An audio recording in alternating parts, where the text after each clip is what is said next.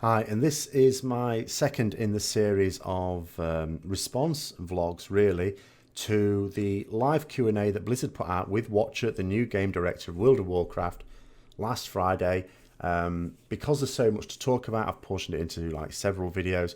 This is the second one, which is going to be on class balance and issues around that. I did legendary items yesterday, if you want to check in the same playlist.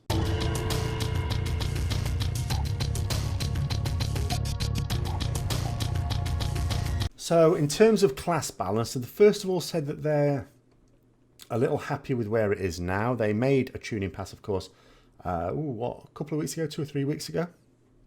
And certainly that seemed to improve things a bit. Just in terms of general thoughts, I mean, I'm a Retribution Paladin, so I am always quite sensitive to these things. I'm not one of these who's always ever felt really weak. But certainly we needed the buff and we sort of got a buff. Maybe some people argue it's a little bit too much. It's hard for me to judge that exactly because, and this links into something else they said, because in my case, my gear has sort of been consistently behind the average item level of my guild. It's not been the lowest, I have to say, but it has been behind the average. And yet since the buff, it's been more competitive. Now, that might be an indicator that maybe it is too much, but it is really hard to say. And one thing they noted was some people look at Warcraft log rankings for different specs. And this is an actual measure of how different specs do. And what they read into that, which is not totally invalid, by the way, but it's not entirely valid, is, okay, well, this spec is doing loads better than this spec, so it must be stronger. And what Watcher pointed out, and this is a really good point, is that the thing is, that one spec will tend to, especially for pure DPS classes, one spec will tend to win out on others for particular encounters. And the best players of that class will play that spec. So the overall figures are inflated. And the example he gave was Fire Mage and Frost Mage. Now, those are the obvious ones to pick. It has to be said, if he'd have picked other specs, it might not have been as strong a case. But certainly, we'll go with this one. So Fire Mages are a lot stronger than Frost Mages. So any decent or at least competitive Mage player will be playing Frost. They won't be playing... they'll be playing Fire, they won't be playing Frost. So what you end up with the situation is the Fire DPS values look really high, but that's because they're being played by the best players. The Frost ones look much lower than they realistically are, because they're being played by players who are either much more casual or just not as good for whatever reason. They're not the best players. And the same sort of thing you can argue with even something like mine with Retribution Paladin. I would argue that where you've got, because when you're ranking especially, and people look at like the top ranks, the top, like whether it's the top 10 ranks or just the top 25% percentile, what you're looking at is people who also happen to be in the most competitive guilds, because things like kill time help. Not always the shortest kill time. In fact, we were doing normal this week, and on most of those bosses, I was doing really badly because we were killing them in basically 2 minutes. And you say, oh, that's really quick. The problem is that my main DPS cooldown, which is really powerful, I use it at the start, race up to the top of damage, and then it slowly comes down. And then at the 2-minute mark, I would use it again. But because the fights were lasting 2 minutes, it was lasting the worst possible length of time. If it lasted 2.5 minutes, perfect amount of time. But lasting 2 minutes is the worst amount of time. So you have to think about that. But generally speaking, a shorter fight is better because you get more effects from things like heroism that you can only use once per fight, as well as your pots, which you can only use 2 times per fight. And the players in those top guilds, if they're playing a class or spec that's not as common, they probably have to be much more exceptional players. So again, you're weighting it towards the performances of the very best players. So it's not really giving you the ideal thing. But then the question comes is, how can we as players judge the different specs? The answer is, from their point of view, they'll say we can't. They'll say we can't trust sims. And sometimes we can't. Sometimes the modelling, because remember, simulations are modelled on unrealistic situations for a start. And also, it's players, albeit very clever and dedicated players, attempts to model what's actually going on in game, and they might have something wrong. So yeah, what they're basically saying is we can't look at it at all, but we can infer some things. But they're certainly right in the view that if you just look at the DPS rankings, you can't just say, well, this spec is doing so much more damage than this spec, because it's weighted by the types of players playing those specs. What they said is there will be more class balance changes before patch 7.1 and after patch 7.1. Well, no kidding, they're changing 2 of my abilities straight away that will have a massive effect, and I'm sure the same is the case of other ones. Now,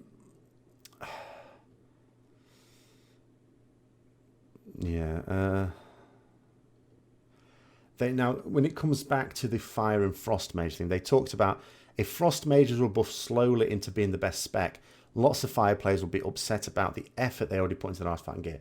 This is an issue, and this is something, to be fair, with mages in particular, they covered before Legion Ava came out. So, scenario, and this is quite a common scenario. You could argue it's Blizzard's fault that it ever occurs in the first place, but someone sees a particular spec as being ultra powerful. Fire mages. Fire mages is the way to go. So what do players do who play mages? They go fire, and they put all their points into the fire artifact. Then Blizzard look at the numbers. They go, fire's too powerful, we need to nerf it. Frost's too weak, we need to buff it.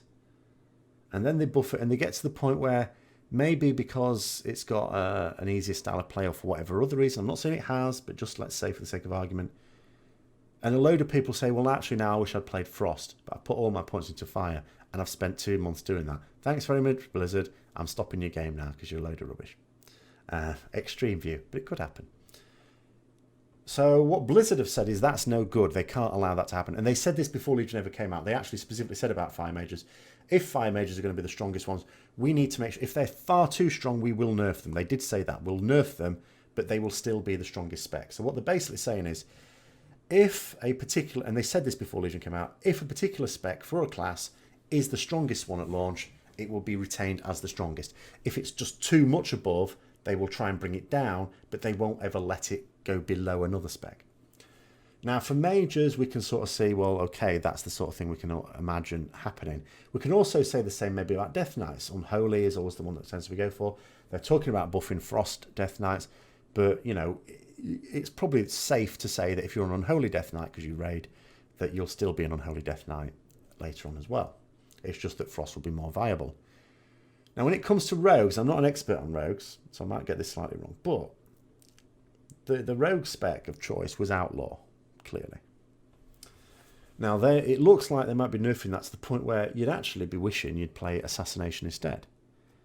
And in actual fact, this might be one situation where maybe Blizzard aren't really sticking to their rule, because if they were, they need to make sure that Outlaw retains the best, even though it might not be the most fun to play or the most reliable. It certainly doesn't seem reliable with the way that Roll the Bones works. But maybe they should rework that Roll the Bones so that, you know, you maybe use Slice and Dice as a better choice or something. I don't know.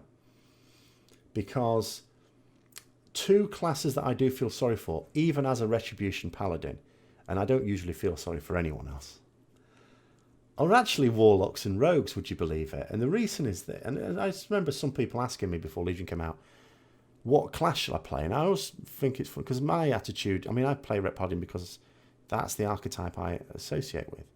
So it's quite strange for me to try and answer a question from the point of view of what they're really asking me is which class will be strongest. Which class will have an easier time being taken in raids?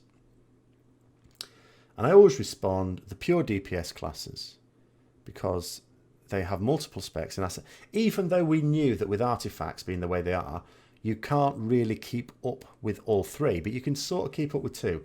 You're not going to be very far behind if you split them evenly between 2. So you just need to know which spec's going to be weakest. That's all you need to know. Which spec shall I ignore?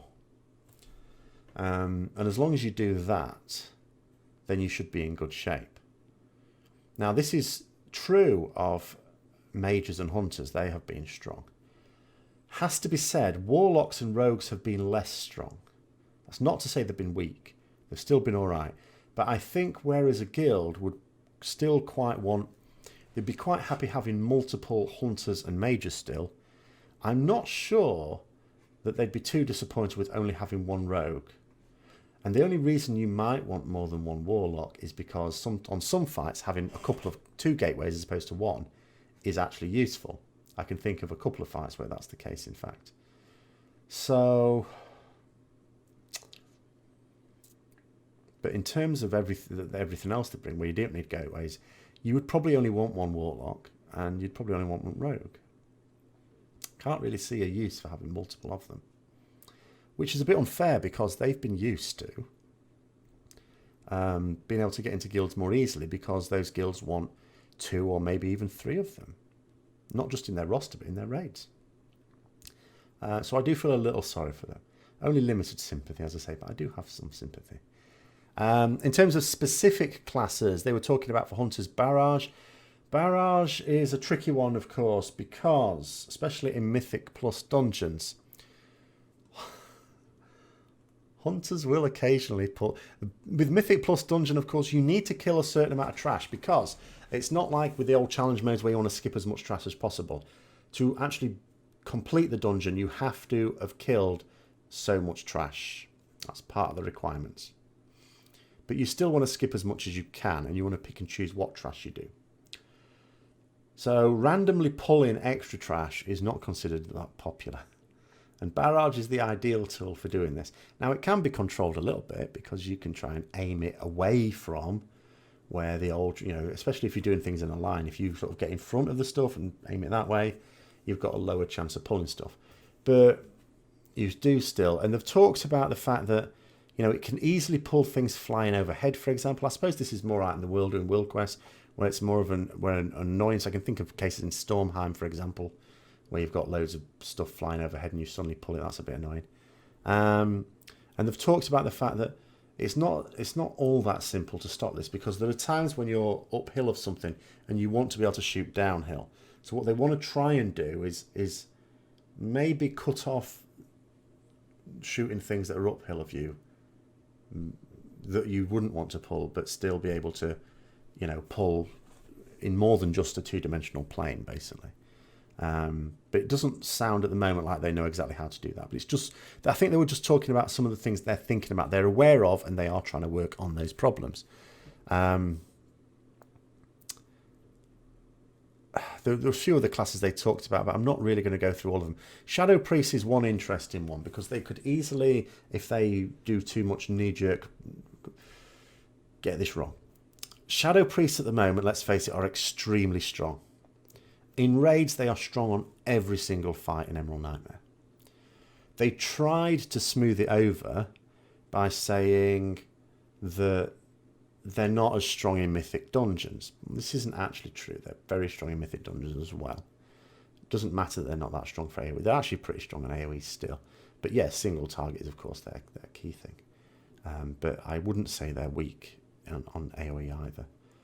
And the reason for this is the Surrender to Madness talent. The problem is the way they viewed it, and I said this at the time, like before Legion, this is very bad thinking. They said at the time, because it has a high skill cap, that it's okay to give large rewards to the people who can use it well. It's not. And the reason for that is, if you're looking at someone in a top guild, you expect players to be able to reach that high skill cap. And it's not the players of other classes' fault that they don't have a similar mechanic with an equally high skill cap, that they would also be able to play. So you're creating a situation where you're making Shadow Priest the strongest DPS class because of this thinking. It's not. And what happens is you create a situation whereby the Shadow Priests in the top guilds, the good players, are doing stonking damage with it. And maybe you've got Shadow Priests who are not so good in the lower down guilds. And maybe their guild master's chewing them out because, well, the Shadow Priests in these guilds are doing stupid amounts of damage, and there's you only doing middling damage. What's up with you? And it's just because it's probably, I don't know, I don't play Shadow Priest, but it's probably very hard to play Surrender to Madness without dying mid-fight, which is a bit of a problem when you try and DPS.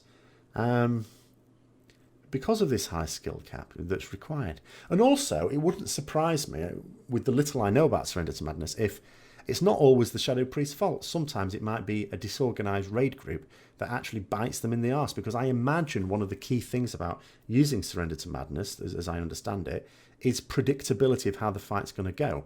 And if some people do something a bit special, and you remove that predictability, that you actually end up in trouble. I don't know. But they have talked about wanting to sort of address the surrender to madness talent. They are aware that it has sort of become, even though people say, there's a lot of things they're saying, yeah, we're aware about this and we want to try and fix it. And people have been saying this in feedback for months before Legion ever came out.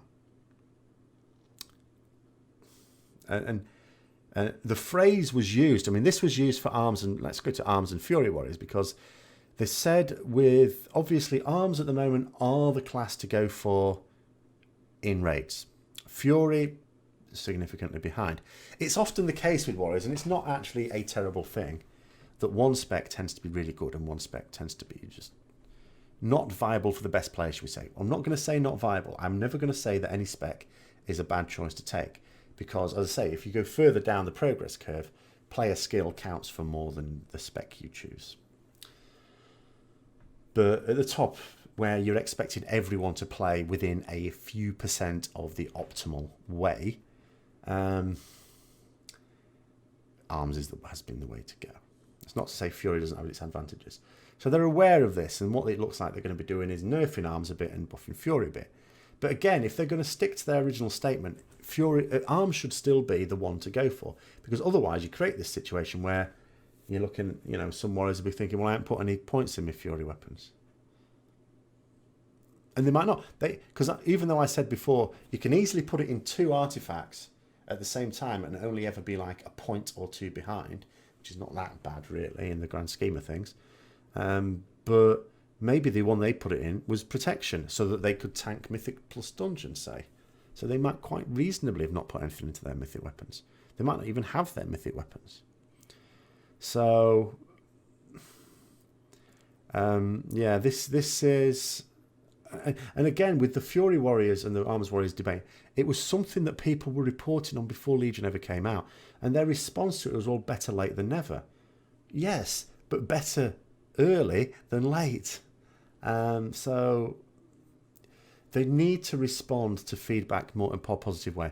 I think that they were very defensive about the feedback that they received. And sometimes, yes, and most of the time, the feedback they get isn't really worth properly considering. Because a lot of people go, right, I've tried playing this thing for 5 minutes and I couldn't get the hang of it. It's clearly crap. And obviously that's not useful feedback. But there are some people who test these things for a long time and come up with detailed data, and they get people to code detailed simulations and say, look, this isn't working. Or if you do this, this is the playstyle that's going to ensue. And you're saying you don't want that playstyle. And Blizzard have tended to wave that away. And they need to stop doing that. And maybe they will, maybe they will. But there are some people in the theory crafting community, and it's worth listening to them.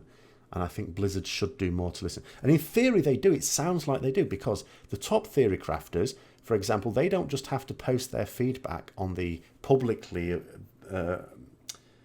accessible forums. They do that as well, just so that's everyone else. They have a super secret forum that allows them to communicate directly with developers while betas and alphas are going on. A very small number, a select number. So they're sort of aware there are people worth listening to. And I'm not saying listening to is the same as slavishly following everything they say. But I do feel that in this expansion, not enough of them were listened to. And the result of that is the fact that they're now having to say certain things haven't worked out in the way that we intended. And it's because everyone said that this is what would happen. And then, yeah, anyway, I'm going on. I'm just repeating myself. I'll stop now. So in terms of other things, the old secondary stats. This is one I touched upon a little bit with legendary items, because you've got a situation with the old legendary items where people are going, okay, got this legendary, it's a 50 item level upgrade. I ain't wearing it because it's not as good. And it's all to do with the way secondary stats has worked out. And they've said that they have a big regret with the way secondary stats have worked out, because the disparity in them, if they're not very close together, then an item level increase is not always an upgrade.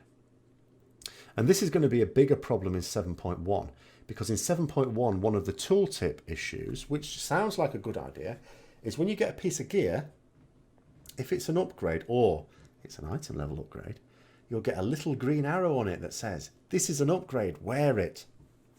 So everyone who is either not a theory crafter or not following the advice of theory crafters or their minions, like me, is going to think it's an upgrade when actually it might be a most terrible downgrade. And I did a video before, which wasn't the legendary one, just saying that there has never been a more difficult time to tell when an upgrade is an upgrade. And yet their intention was that for a Legion it'd be the simplest. If it's an item level upgrade, it's an upgrade. Except in the case of where it's a socket, then even then, you know, and yet it's not, is it? It's not. You can't just simply put on the highest item level piece at all. So expect a number of knee-jerk reaction fixes to certain abilities, and we're already seeing some of those come through to try and deal with this. But the problem is that for my money, it needs a complete redesign. And you can't do that mid-expansion. So I think we're going to end up with a running problem here. And for all the really positive things that are to be said about Legion, and there are many, overall, Legion is a big thumbs up from me. I can't stress that enough. But there's just too many things. And it's not a large number of things, by the way. When I say too many things, as if it's like I could reel off 100. No, it's a small number of things. But there are still too many that were predictably bad. That people said this is what's going to happen. And lo and behold, it has come to pass. And Blizzard has gone, oh, we didn't see that coming. Because this is a simple one. Secondary stats, it's a mathematically simple thing to deal with. Certainly, I mean, in my case, as Retribution Paladin, I'm actually not that badly off. Because although I was very happy with the legendary I got, it was the second best one, and there were 6 of them that wouldn't be DPS increases, and even they said that utility ones are still not bad. There were only 2 utility ones really for raiding. All of them would be, from the point of view of stats, an upgrade. Even the ring, the PvP ring that people keep getting and going, oh, toss it in the bin. I would wear that because it's still an upgrade, just because of the stats on it compared with what I have. So all of them are a technical upgrade. One of them is not much of an upgrade. I actually didn't think it was an upgrade at all, the neck. But in actual fact, I forgot to take account of the socket. So it's a little bit of an upgrade. It's not a massive upgrade, but I'd wear it. So I'd wear any of the legendaries if I had nothing else. But in terms of but there are some people that wouldn't. In fact, there are some people who haven't. I know in my guild that got legendaries and thought, it's not an upgrade, not wearing it. Where there is this huge disparity in the secondary stats. And what they've said is, it's something the team want to fix, but will be done slowly and with plenty of notice. As a general rule, maybe this will be true. And I think it has to be true. Not just the reason they're saying it, I think, is because they want to let people know that there's not going to be a sudden change that all of a sudden means all your gear is useless. And the stuff you disenchanted last week would have been better, because they don't want to have that. And I will just say to people, by the way, if you have high item level gear that isn't an upgrade just because of the stats on it, keep it. Don't delete it. Keep it. Because you never know. After 7.1, it might look a bit tasty. But the main reason, I think, is because they know they need to sit and think about it very carefully. Because they will know, they're not stupid people.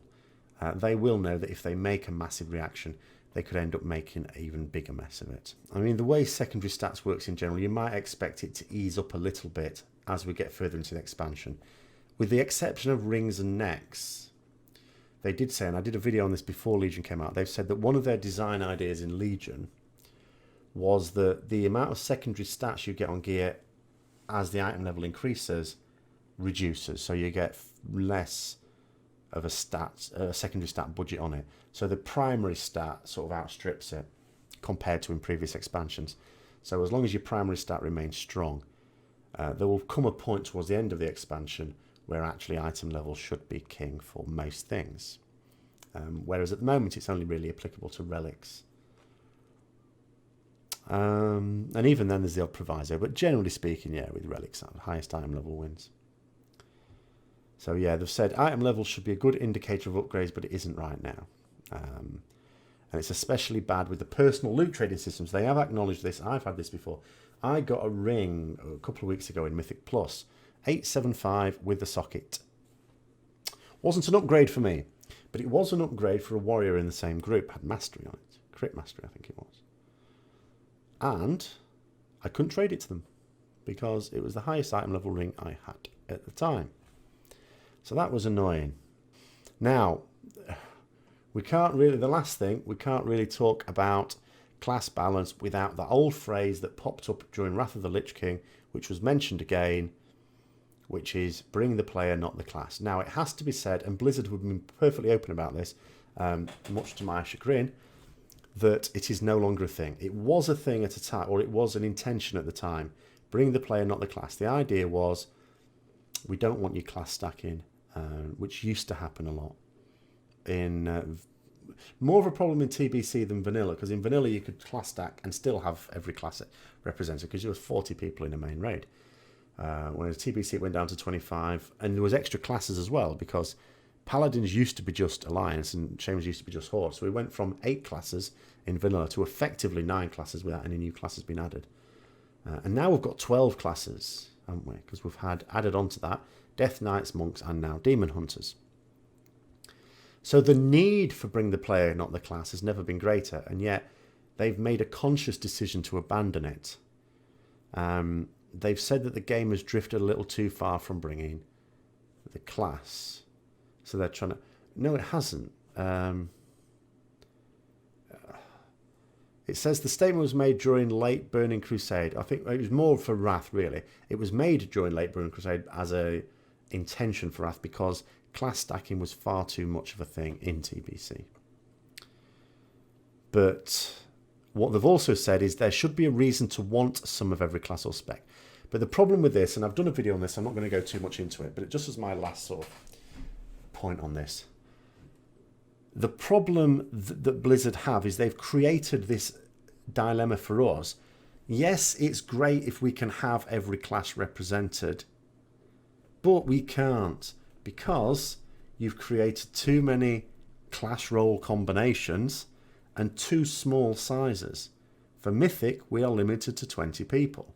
There are way more than 20 class role combinations.